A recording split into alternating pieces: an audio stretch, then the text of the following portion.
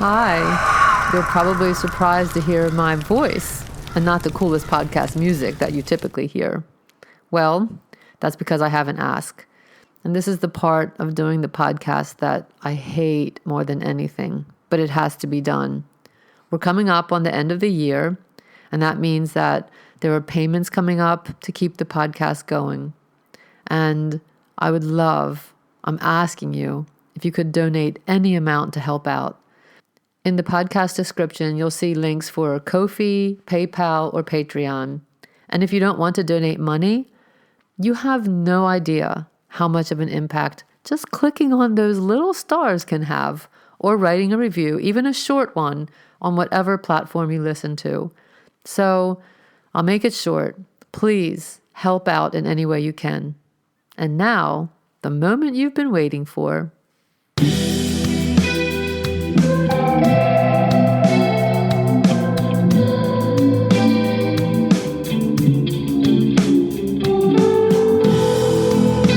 Hello, and welcome to the Kaidankai, where we read a story about the supernatural every week. I'm your host, Linda Gould, and I'm so happy to present today's story, Jack Sensei, by L.P. Ring. For those unfamiliar with Japan, the term sensei is an honorific title bestowed on teachers and experts from many different areas. There's a certain amount of clout that goes with the term. In Jack Sensei, the title honors an artist who makes his living in Japan painting portraits of beautiful women. How can that possibly go wrong? L.P. Ring is the author of soul-based crime novels and a noir thriller, all of which can be found on Amazon. His work has been published in multiple outlets, and he now lives in Japan with his wife and cat, who's always around at mealtimes. I think that describes a lot of kitties. You can find L.P. Ring's full bio in the episode description. Here is Jack Sensei by L.P. Ring. Enjoy. Is that mask necessary? Don't you have lung problems, Sensei? She pauses before the Sensei title. Maybe she finds something amusing in the idea of Jack Hobbs being anybody's teacher. I assumed that you would want me to wear it for as long as possible. Did you understand the instructions about your clothing? Don't you even remember the damn advertisement? He wheezes, pulls his own mask down, and presses down on his inhaler. The only response he gets is a titter and a bow. Even with the padded mask covering everything below the bridge of that slim nose, he can tell she's beautiful. Long black hair flowing down to the small of her back that you could trail your fingers through. A paleness to her face, arms, and legs that would offset against the candlelight. And those eyes, dark pools weighted in the essence of her mystery. Does he feel a hint of life in what dangles between his legs? If you're modeling for this portrait, you'll need to show that pretty face. She removes her sandals, steps up from the maple floor onto the raised tatami. She's graceful, like a performing geisha, each step taken with confidence. Comfortable in her flesh, her bones. She swishes a strand of hair off her shoulder before bending over to check one of the tatami mat's corners. Do you change these regularly? She's one of this new breed who gets the boys to play fetch for them before upgrading to the bigger beasts. I'll paint her, haughty and proud, the type who eventually catches some poor sap's dick in a vice and squeezes it until he has no fight left. Someone would pay well for such a piece, would place it snugly in their man cave and sit there lusting over it in the evenings. Then crawl to bed with their tail between their legs to their no sex please and thank you spouse, all shrunken, miserable, and guilt-ridden. A sumi brush snaps in his hand. He gulps, half stupidly, as it drops from his grasp. He wasn't even aware he'd picked it up.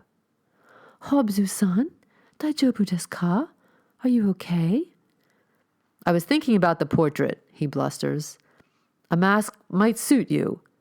Maybe like that Mad Max film, he thinks, or some of those anime models. But cosplay models do that nonsense already for photo shoots. Buyers come to him for something different. Well-known expatriate artist Jack Hobbs was found dead in his studio this morning. Hobbs was once a consistent contributor to the Tokyo art scene. Since his arrival from the United States in the late 1990s, he was known for his portraits of fashionable young women. Hobbs looked at her and said, "You'll need to supply medical certificates. PCR tests must be taken a day before each sitting. If you come back positive, no matter how close to the portrait's completion, you get nothing for your time. Understood?" He wags a finger, as if she's an overindulged university student he's chiding over some missing homework.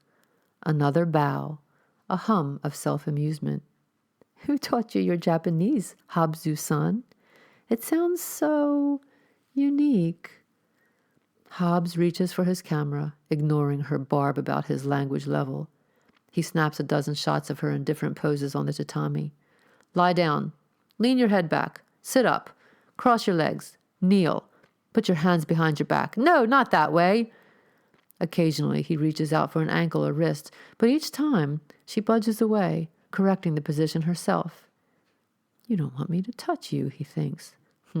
Let's see how that plays out. He dismisses her with a final reminder to be on time next week. He isn't one for waiting hunched behind the wheel of a car outside train stations, stewing over his wasted time until she feels like gracing him with her presence. He stretches the Polaroids out across a flat canvas. Many of the poses offer potential, some even reminders of past subjects.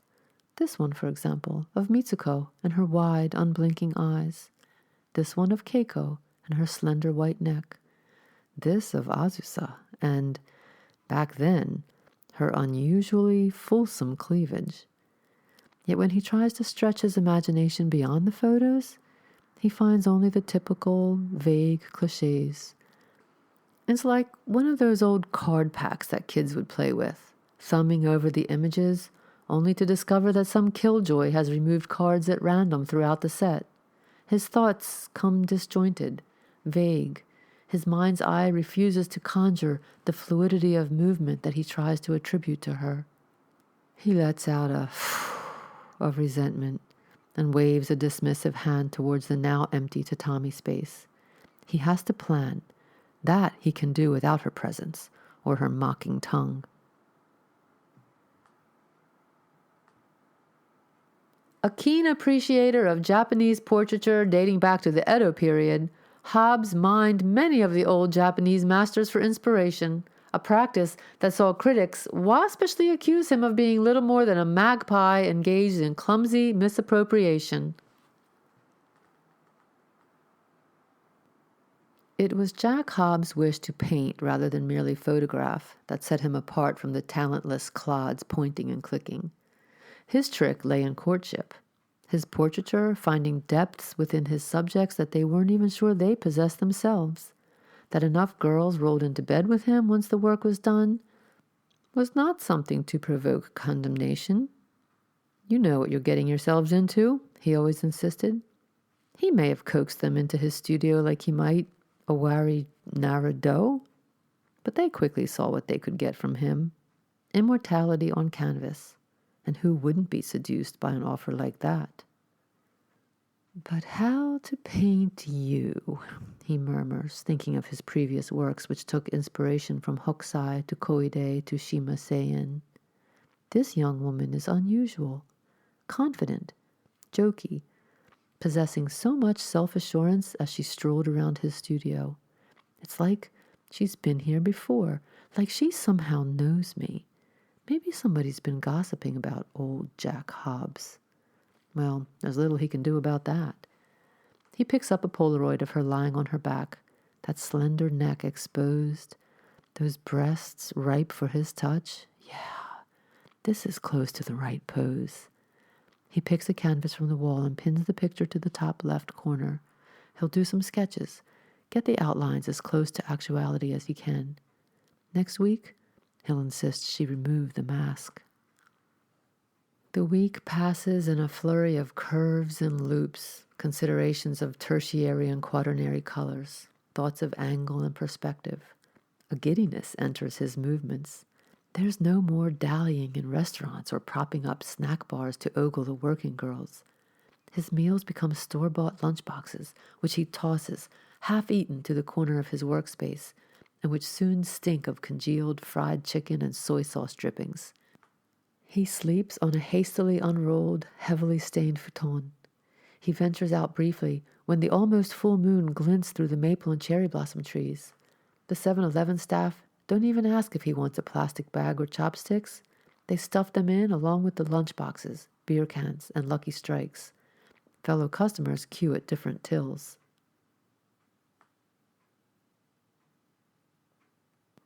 Nevertheless, until recent years, his work found favor back in his native homeland, in France and in his adopted Japan. Recent health problems had limited his output. However, there was persistent talk of a comeback for the still energetic American. He often sits in the small garden at the back of the studio after dark, listening to the crickets chirping, the occasional warbler or bamboo partridge. Soon, the azaleas will bloom, taking sustenance from the soil that he's enriched over the years. Beauty begetting beauty, as one might say. On the day before she returns, he doesn't even eat. He works, often brushing cigarette ash from the sketches. He's liberated. No need to wash, to interact with others. He sketches, experimenting with shades, with poses and concepts. More than once, he thinks of Shunga like hook-sized fisherman's wife. He drinks.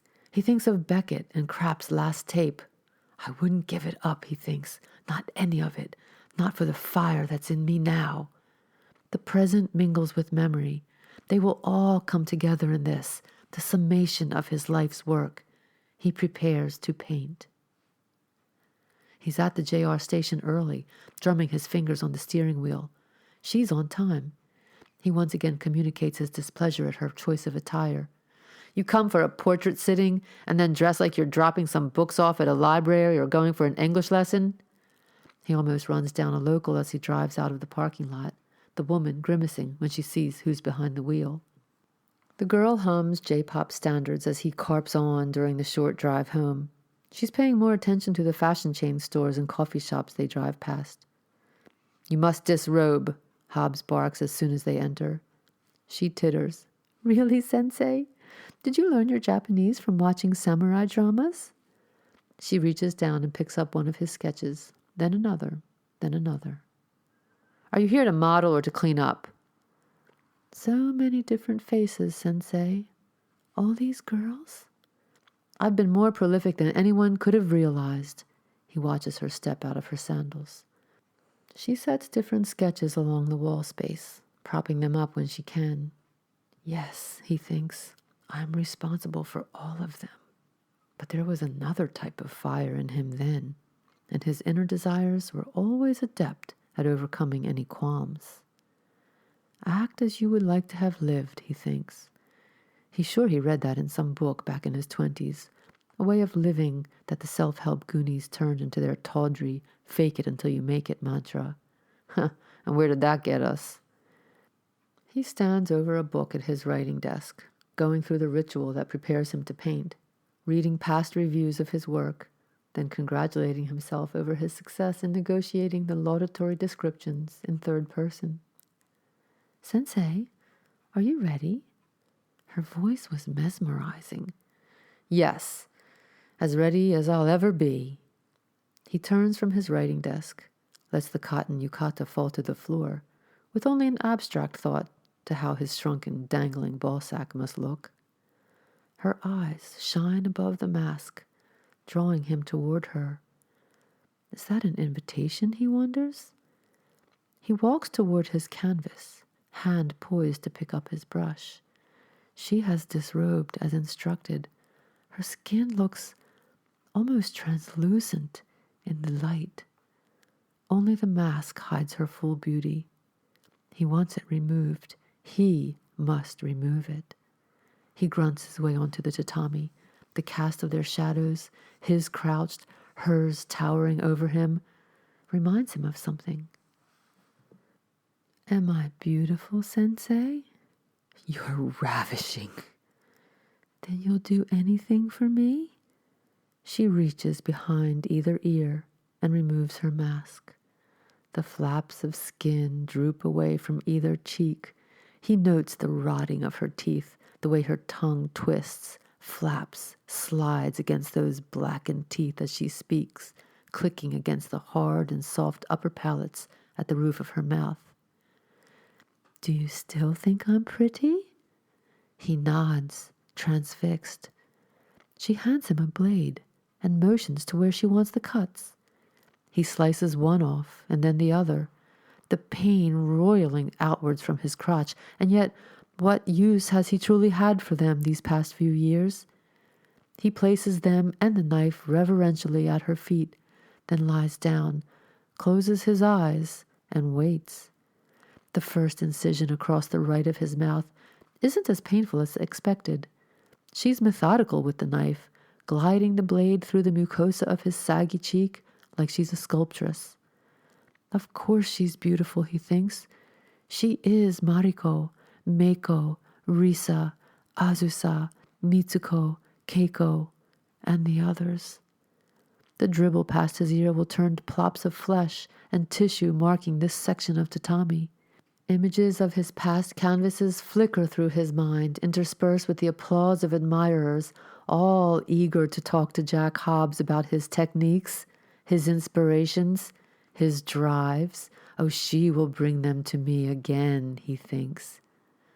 By the time she has started on the left side of his face, his heart has given out. She hacks out his tongue, steps naked into his back garden, her toes kneading into the soil. She digs at a patch of grass with her blood-slicked hands, thrilling at the way the dirt wedges beneath her nails, and she places the appendage and 2 testes on a small mound of the earth. It will be enough of a prompt to persuade the police to start digging, to finally do their jobs. She dresses, reattaches her mask, and takes a final, satisfied glance at her handiwork, both on the tatami and in Jack's back garden, before leaving. Hobbs settled some years ago in the town of Mishima, close to the base of Mount Fuji, where he kept a small studio. He leaves no immediate family. The excavations mean the azaleas won't bloom behind Jack Hobbs' studio this year. The weathered barricade tape warning people to stay out will survive the driving June rains, will flutter gently in the occasional summer breeze, will endure through the cloying August humidity.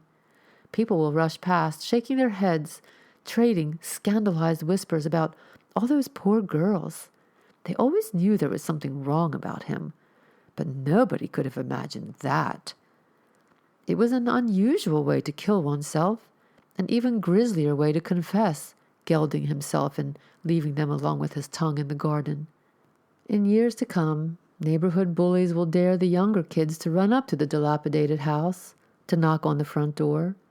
They'll tease about how the knock will summon its occupant spirit away from his next canvas, from where he's wandering over the best curves and lines, the most suitable tones and hues.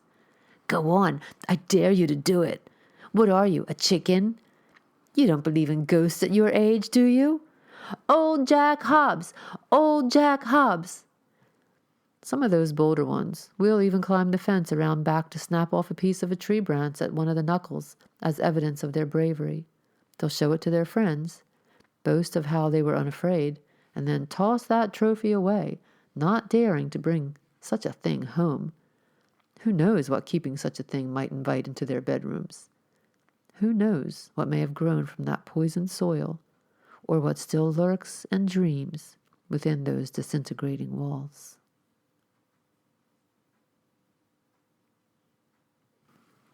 Oh my God, I have met people like that artist. I've worked with people like him. Not that they were serial killers, but that they were arrogant and forceful and pushed the line between professional work and personal play. And let me tell you, I love that he got his comeuppance and that it was a woman who did it.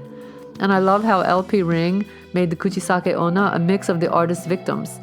If there's one time when I really wish ghosts had some power, it would be for the victims of the real world's serial killers and abusive husbands or boyfriends. I just wish the Kuchisake Onna had jumped into the game a bit earlier when the artist was in his prime. It would have hurt him so much more and saved a few lives. So thank you for listening today. Next week brings a humorous zombie story.